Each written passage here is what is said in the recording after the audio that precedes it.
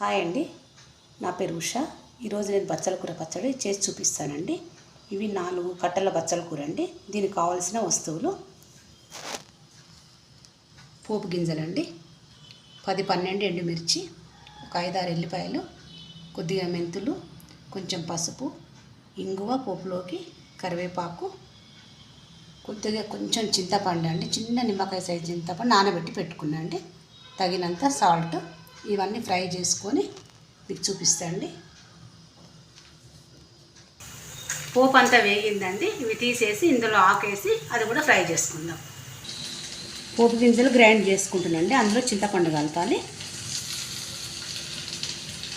ఆకు ఫ్రై అయిపోయిందండి. కొద్దిగా చల్లారిన తర్వాత ఇది కూడా మిక్సీలో వేసుకొని ఒక తిప్పుడు తిప్పుకుంటే అయిపోతుందండి. పోపు వేసుకుందాం. పచ్చడి రెడీ అయిపోతుంది. బచ్చల కూర పచ్చడి రెడీ అయిందండి. ఇది కొంచెం వేగడంకు టైం పడుతుంది. మనకు కొంచెం మీడియంలో పెట్టుకొని వేయించుకోవాలి. ఇది మీకు నచ్చినట్టయితే లైక్ చేయండి, షేర్ చేయండి, సబ్స్క్రైబ్ చేయండి. థ్యాంక్ యూ అండి.